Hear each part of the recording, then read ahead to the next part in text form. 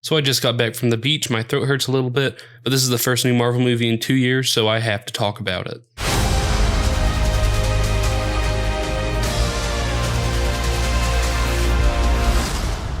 Black Widow is one of those Marvel movies that's a pretty fun action blockbuster, yet it doesn't really set itself apart from the other films like The Winter Soldier and Guardians of the Galaxy Volume 2 did.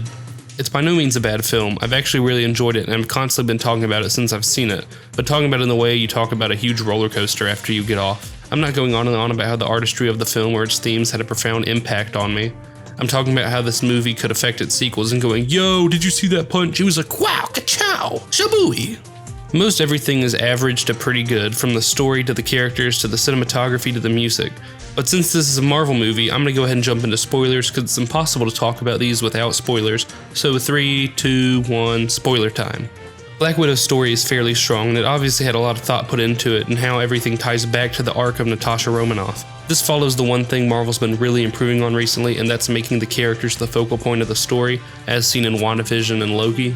This feels less like a generic villain of the week story like some other Marvel films have, and more like a personal journey for Natasha. This is the first time she's ever really been on her own without another Avenger by her side, and while plenty of jokes are made about this, it really does make her feel a lot more human than some of her more superpowered friends. While a lot of her backstory has been fairly vague throughout the wider MCU filmography, Black Widow ties it all together, and not in a way that feels annoying or ham-fisted. Her scenes with Dreykov really feel like there's personal beef there, and that's all due to the performances of both Scarlett Johansson and Ray Winstone. And while Johansson is probably the most talented actor in the MCU, the introduction of Florence Pugh as Yelena is a worthy challenge for that title.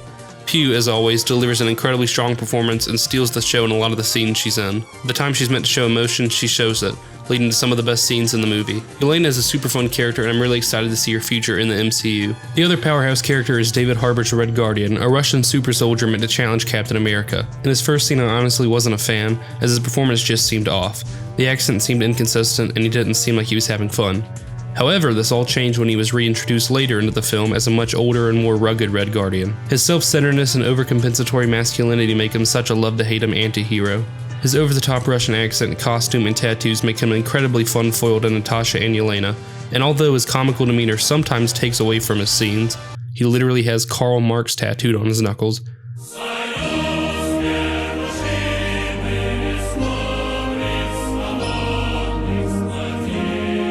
I do hope to see Red Guardian back in future films, I just really don't know where he'd fit in. I mean, it doesn't seem like he could be an antagonist in Captain America 4 or anything like that, but I do think he'd fit in perfectly in Deadpool 3.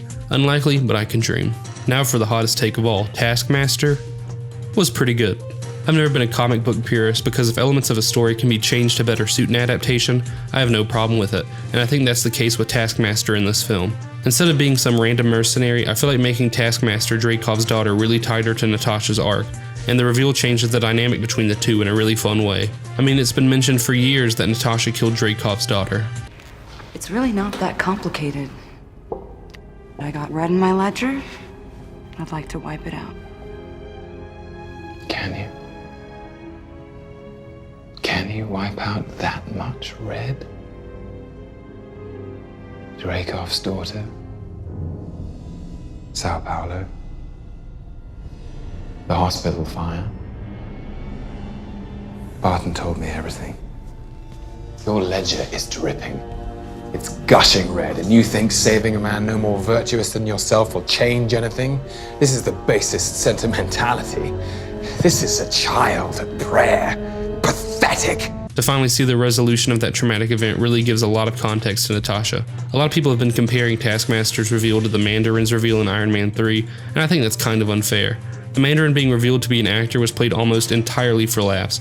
It didn't reveal a personal connection to Tony Stark, and it, more importantly, meant that the Mandarin didn't really exist. However, Taskmaster, before and after the reveal, was still the same villain, and it was used to heighten the stakes rather than deflate them. The only thing I wasn't wild about was the costume, but it wasn't awful. And who knows, since the Taskmaster's moveset copying abilities are created through the helmet in the MCU, rather than something genetic, there's always the chance someone else could pick up the mantle. The only big story issue I had was with O.T. Fagbinley's character. The sole reason he was in this movie was to make people think he was secretly Taskmaster. Since that didn't happen, he's really just a Deus Ex Machina designed to get Natasha whatever she wants, whenever she wants. And it's not much deeper than that. I mean, I've enjoyed Fagbinley in what I've seen of A Handmaid's Tale, but he just has nothing to do in Black Widow. The cinematography in this film is basically what you'd expect from a Marvel movie. It's just serviceable and isn't noticeably bad, but it gets the point across. As always, the fight scenes are super choppy, and most of the time it's hard to tell what's going on. Some of the set designs are fun, lending themselves to some creative action sequences, like the bridge fight scene. I mean, the scene where they're falling from the Red Room felt like an Uncharted set piece, and that's high praise for me to give. Another aspect I really liked was the music, not because it's a masterpiece or anything, but every once in a while a stereotypical Russian's men choir would sneak in there, and it made the film really fun. And one last thing I'd like to mention is the end credits scene. When I first saw it, it got me hyped for whatever's coming next, but the more time I've had to think about it, the more it's just confused me. Yelena visiting Natasha's grave is sweet and all, but the Hawkeye reveal kinda doesn't make sense. I mean, did Clint Barton never tell anybody what happened on Vormir? If so, do you not think Yelena would have heard about that? I mean, I doubt they'd keep that confidential, as the movie makes perfectly clear that Natasha is a public figure, so her death would be pretty public too, right? Also, why Julia Louis-Dreyfus's charisma is fun.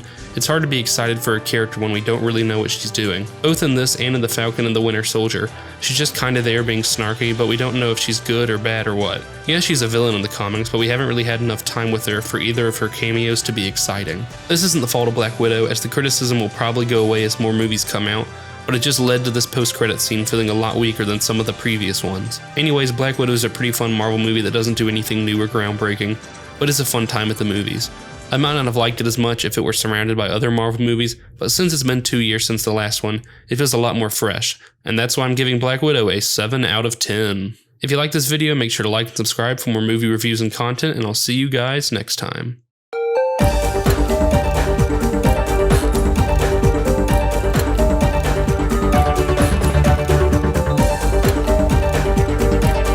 This is Boomerang from Cartoon Network.